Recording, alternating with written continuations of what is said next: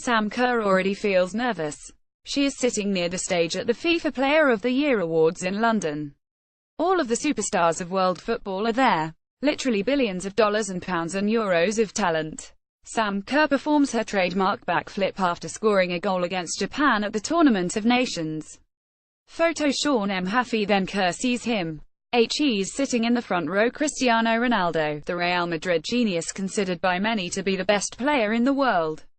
He's adored him from his days at Manchester United, which she religiously supports. It'd be lying if I said I wouldn't be nervous. He's such an idol for me, says Kerr, the Matildas striker. I've grown up watching him. That's someone I aspire to be. I call him the insurance policy, someone you can always count on. He scores a goal all the time. I would love to be the player who walks on the field and your teammates know you're going to score and be the best player you can be. Sam Kerr is on a short list of 10 for the Women's Player of the Year award. Photo Louise Kennelly. Kerr, 24, is fast becoming that player. She's on a short list of 10 for the Women's Player of the Year award.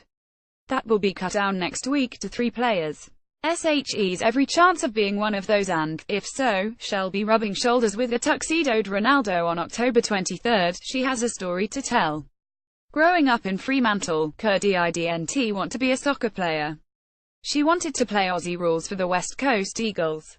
I thought they would change the rules so I could play with the men. She laughs. I had no idea that I couldn't. Indeed, the AFL has been throwing significant money at her in the last 18 months to swap codes from football to their newly created Women's League. No interest, she says, shaking her head. I've said it a million times, no amount of money could buy an Olympics experience, a World Cup experience. We competed in Rio last year and it was surreal. Sam Kerr will play Brazil in front of a full house in Penrith this week. Photo Louise Kennelly. Kerr has been in the national side since she was 15 but still feels uncomfortable with the attention she's been receiving in recent times after dominating last month's Tournament of Nations, which the Matildas won after a 6-1 win over Brazil in Los Angeles. On Saturday afternoon, they play Brazil at a sold-out Pepper Stadium in Penrith and again on Tuesday in Newcastle. Kerr's electric style, whether it's for her country, Perth Glory in the National League or Sky Blue FC in the US, makes her easy to watch. Sam Kerr has been in the national side since she was 15. Photo Louise Kennelly. But it's her signature backflip celebrations after scoring a goal that she's become famous for. She scored 3 goals against Japan in the US tournament, but it was her backflip that kept being replayed for days. Are you the girl who does the backflips? She was asked recently while having breakfast. Yeah, she replied. Can you do it now? No, I'm at breakfast. Says Kerr. Sometimes the emotions get the better of me and that's what comes out. It's kinda become my thing. I actually stuffed it up in a Matildas game once and landed on my head. The coach wasn't happy about that. It's produced some good photos and media for the team. Maybe if I score against Brazil in front of 17,000 Aussies, it might come out. Sitting in the stands will be her 34-year-old brother, Daniel, the brilliant West Coast Eagles footballer whose 220-game AFL career and life in retirement has been pockmarked by incidents involving drugs, alcohol and violence. Kerr didn't speak to him for 2 years. Tough love, she calls it, as he turned his life around. He now cares for his 3 daughters and helps Indigenous children through his foundation. I was the proud sister, she says. It was the coolest thing to have a brother who played in the AFL. If you know my brother you'd know trouble was always going to happen because he's such a firecracker. People could say that about me. I'm like my brother a lot because we're passionate about what we do. We feel so strongly about what we believe in. My brother didn't think of his afterlife when he retired. He didn't think the day would come when he had to get a job. He broke up with his wife. It's just about being more mature with how you deal with things. He didn't deal with things in the best way. He went away from his family and support group.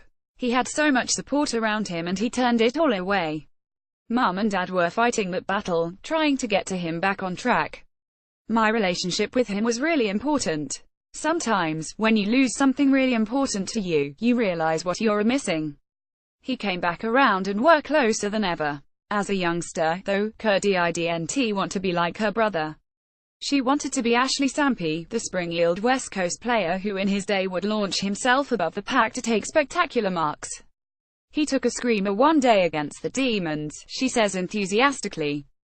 He just flew. I would put all the fitness balls in our lounge room in a row and bounce off them and take Ashley Sampi grabs. The commentators would scream, Ashley Sampi, I used to be Ashley Sampi. Then Kerr turned 12 and she realized she could not longer be Ashley Sampi and needed to change codes. Playing with the boys became too rough, she says. She turned to football, immediately slotted up front at striker and 3 years later was trotting out for the senior national side. We got spanked 51 that night against Italy in Canberra, she recalls. When I look back now, I had no idea what I was getting myself into. I didn't grow up following the Matildas, so I didn't know what the opportunities could be. In that same year, playing for Perth Glory against Sydney FC, she noticed the opposition goalkeeper off her line and then had the audacity to take a shot from halfway, lobbing it over the keeper's head for the goal.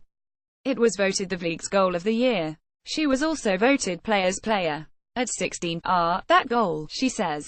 I was a young kid. I think that was the only goal I scored that year. I tried to YouTube it the other day but I can't find it. Her career has been on an upward trajectory ever since. She's a headline act in the US League and lives on the Jersey Shore, rarely venturing to Manhattan like her teammates because she doesn't feel comfortable in a big city. Jersey Shore, she says, is just like Perth. As Kerr's star rises, so does that of the Matildas. This is my 8th year in the national team, she says. They're like family. I've known all these people for half my life pretty much. We're really starting to get exposure now. All the hard work we've done over the years is really starting to pay off. Although I don't like the attention. Someone recognized me at the airport the other day. I don't think anyone likes talking about themselves.